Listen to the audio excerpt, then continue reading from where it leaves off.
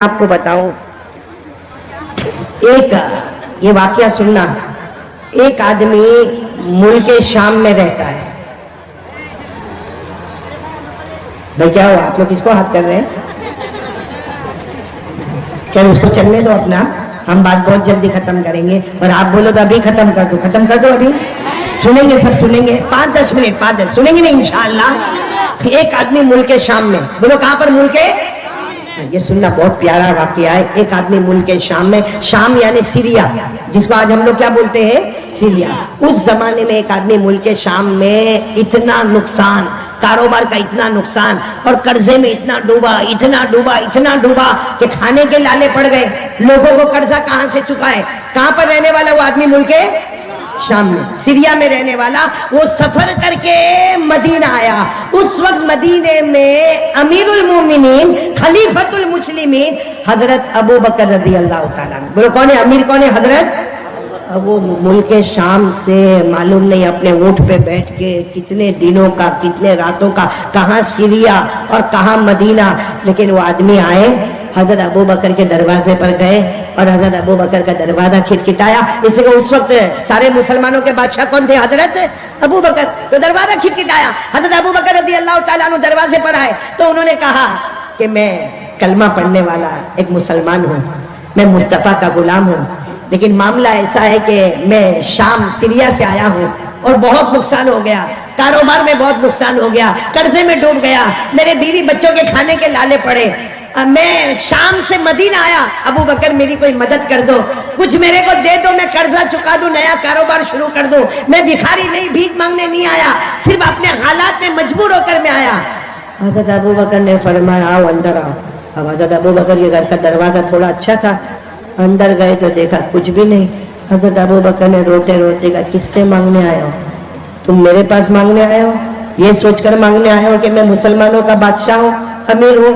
अरे 2 दिन हो गए मेरे घर में खाने को नहीं है, 2 दिन हो गए मेरे घर में खाने को नहीं। तो वो आदमी कहने लगा फिर मैं कहाँ जाऊंगा, मैं तो मदीना आया था, ये सोचकर आया था कि हजरत अबू बकर मेरी मदद करेंगे। सुनना, हजरत अबू बकर क्या फरमाते? एक काम करो, उस्मान के पास चले जाओ। हजरत, साथ में बोलो किन के पास चले जाओ? हजरत। आवाज अभी भी नहीं आ रही, बोलो किन के पास चले जाओ? हजरत। तो कहने लगे मैं तो उस्मान को पहचानता नहीं हूँ, आप कुछ लिख कर दे दो तो मैं चले जाऊंगा हजरत उस्मान के पास। हजरत अबू बकर ने फरमाया मेरे लिखने की कोई जरूरत नहीं है, बल्कि उनको कहना भी नहीं कि अबू बकर ने भेजा है, लिखने की भी जरूरत नहीं। और उस्मान को कहना भी नहीं कि अबू बकर ने भेजा है, सिर्फ जाकर वहां जाकर इतना कह देना मैं गरीब हूँ, मुस्तफा का गुलाम हूँ। कोई भी मुस्तफा का गुलाम आ जाए, उस्मान की सखावत शुरू हो जाती है। बोलो सुभान अल्लाह। तो इन्होंने कहा लेकिन मेरे को तो बहुत बड़ी रकम चाहिए। सुनो, इन्होंने क्या कहा? मुझे तो बहुत बड़ी रकम चाहिए। क्यों बड़ी रकम चाहिए मेरे को? इसलिए कि मेरे को कर्जा भी अदा करना है, नया कारोबार भी शुरू करना।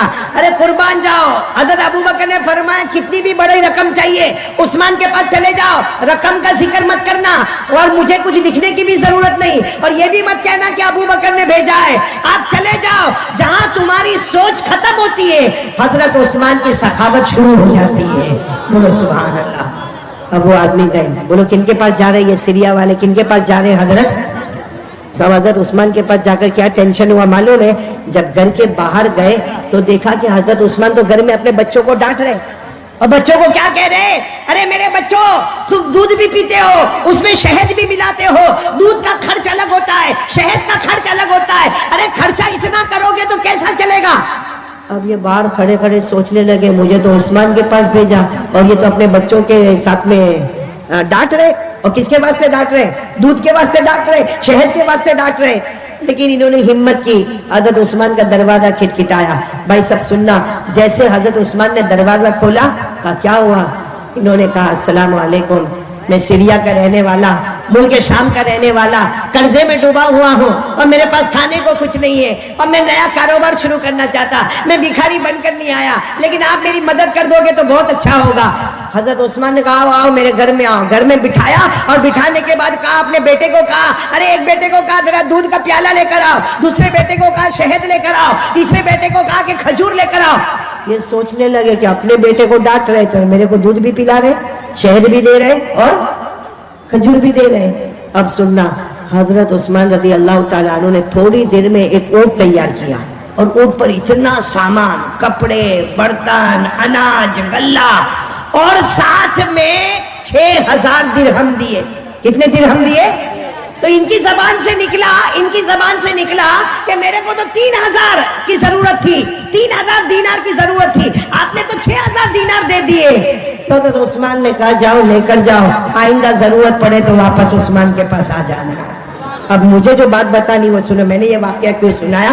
جب وہ جانے لگے تو حضرت عثمان نے کہا کہ جا رہے ہو؟ تو انہوں نے کہا بہت بہت شکریہ، میرے کو تو مل گیا، کپڑے بھی مل گئے، برتن بھی مل گیا، اناج بھی مل گیا، سواری بھی مل گئی، اور میرے کو 6000 دینار بھی مل گئے، میرے کو تو سب مل گیا، میں جا رہا ہوں اور آپ کا بہت بہت شکریہ. تو حضرت عثمان کہتے میرا شکریہ مت ادا کرو، ابو بکر کا شکریہ ادا کرو جنہوں نے تمہیں یہاں بھیجا ہے. تو انہوں نے کہا میں نے تو آپ کو کہا بھی نہیں کہ حضرت ابو بکر نے بھیجا ہے، آپ کو کیسے معلوم؟ حضرت عثمان نے کہا ہم مصطفیٰ کے غلام ہیں، ان آنکھوں سے کم دیکھتے ہیں، ان آنکھوں سے زیادہ دیکھتے ہیں. ہم ان آنکھوں سے بصارت سے کم دیکھتے ہیں، ہم دل کی آنکھوں سے دیکھتے ہیں کہ کون کیا سرمایہ لے کر آتا ہے. خیر اچھا میرے کو بتاؤ ایسی سخاوت آج کوئی کرے؟ ارے بولو نا، ہمارے کھڑائی میں کوئی کرے؟ ارے کوئی کرے ایسا ہی؟ آل اوور انڈیا میں جاؤ کوئی ایسی سخاوت کرے؟ نہیں کرے. لیکن ایک بات آپ کو بتاؤں، یہ عثمان اتنی بڑی سخاوت کرنے کے بعد جب حضرت ابو بکر رضی اللہ تعالیٰ عنہ کا انتقال ہو گیا، امیر المومنین کون بن گئے؟ حضرت عمر. حضرت عمر رضی اللہ تعالیٰ عنہ شہید ہو گئے، ان کے بعد میں امیر المومنین کون بنے؟ بہت پیسہ، بہت مال دولت. ارے جب حضرت ابو بکر کے زمانے میں حضرت عثمان کے پاس اتنا مال و دولت تھا، اب تو حضرت عثمان خود امیر المومنین بنے ہیں، سارا بیت المال ان کے پاس میں ہے، ساری زمین کی دولت ان کے پاس میں ہے. لیکن یہی حضرت عثمان پورا مجمع سن لو، رات کے سناٹے میں قبرستان جاتے تھے. بولو کہاں پر جاتے تھے؟ اور جا کے اتنا روتے تھے آپ کی داڑھی مبارک سے آنسو کے قطرے ٹپکتے تھے. اور ایک دن نہیں، ہر رات کو جب پورے مدینے میں سناٹا ہو گیا، حضرت عثمان چپ چاپ اپنے گھر سے نکلتے، قبرستان جاتے اور قبرستان میں داخل ہو کر اتنا روتے کہ آپ کی داڑھی مبارک سے آنسو کے قطرے ٹپکتے. ایک مرتبہ تو کسی نے قبرستان میں ان کو پوچھا کہ عثمان آپ کے سامنے جنت کا تذکر آتا ہے، آپ اتنا نہیں روتے؟ آپ کے سامنے جہنم کا ہولناک آتا ہے، آپ اتنا نہیں روتے، لیکن قبرستان میں آ کے آپ کیوں روتے؟ سنو پورا مجمع سنو. حضرت عثمان روئے اور روتے فرمایا میں نے میرے نبی صلی اللہ علیہ وسلم کو کہتے ہوئے سنا کہ قبر آخرت کی منزلوں میں پہلی منزل ہے. بولو قبر آخرت کی منزلوں میں. حضرت عثمان نے روتے کہا میرے نبی نے فرمایا کوئی اس میں بچ گیا ہر منزل میں بچ گیا، لیکن کوئی اس میں پکڑا گیا ہر منزل میں پکڑاتا جائے گا. میرے پیارو یہ پوری بات حدیث پاک میں. بولو یہ پوری بات کہاں پر ہے؟ میں آپ کو حدیث سناتا ہوں. کان عثمان رضی اللہ تعالی عنہ اذا وقف على قبر بكى حتى تبل لحيته فقيل له تذكر الجنة والنار فلا تبكي وتبكي من هذا فقال عثمان رضي الله تعالى عنه سمعت رسول الله صلى الله عليه وسلم يقول ان القبر اول منزل من منازل الآخرة فإن نجا منه فما بعده أيسر منه وإن لم ينجو منه فما بعده اشد من. حضرت عثمان فرماتے میرے نبی نے فرمایا قبر آخرت کی منزلوں میں پہلی منزل. پورا مجمع بولے جو اس میں بچ گیا، بولو جو اس میں بچ گیا وہ قیامت کی ہر منزل میں، اور جو اس میں پکڑا گیا. چلو کون چاہتا ہے کہ قبر میں بچنا ہے اللہ کے عذاب سے؟ بس آخری بات، قبر میں جانا ہے کہ نہیں جانا؟ پورا مجمع بولے بھائی جانا کہ نہیں جانا؟ میرے کو بھی جانا ہے، آپ کو بھی جانا، میرے کو بھی مرنا، آپ کو بھی مرنا. ارے میرے پیارو، غسل کا پانی میرا بھی اور آپ کا بھی تیار ہوگا، کفن کا کپڑا میرا اور آپ کا دونوں کا تیار ہوگا. ہم سب کو جنازہ ہمارا اٹھے گا، اور جب ہمارا جنازہ اٹھے گا ہمارے گھر والے روئیں گے اور ہمیں قبرستان لے جایا جائے گا، اور قبر کی اندھیری رات میں ہمیں قبر کے اندر اتار دیا جائے گا. سب کو جانا ہے نا قبر میں. اب کون چاہتا ہے کہ قبر کے عذاب سے بچنا ہے؟ ایک کام، اللہ کی قسم، ادھر دیکھو 5 منٹ، ایک کام کے لیے تیار ہو جاؤ. میں اللہ کی قسم سارے علماء کے بیچ میں کھاتا ہوں، ایک کام کر لو.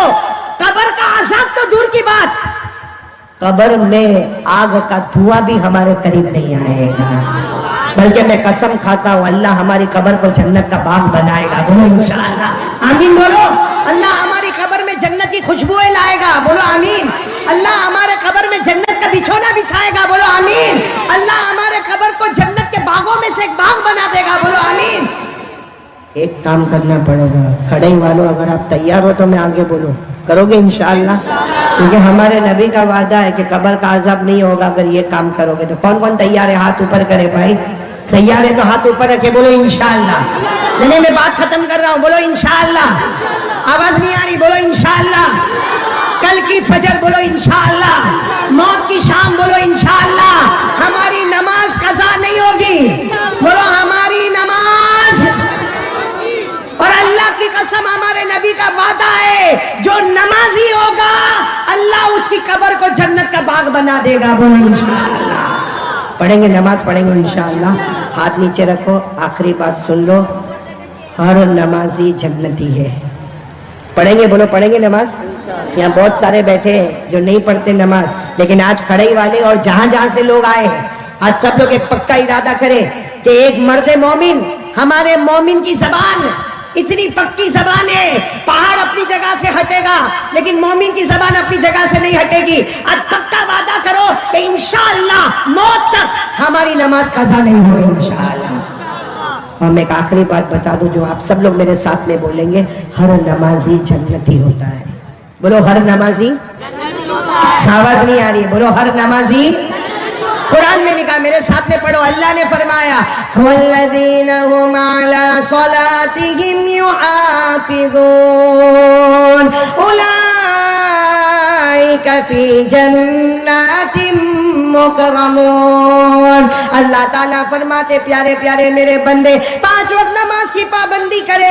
अल्लाह फरमाता तुम जमीन पे नमाज पढ़ते जाओगे, आसमानों पे जन्नत के फैसले होते जाएंगे।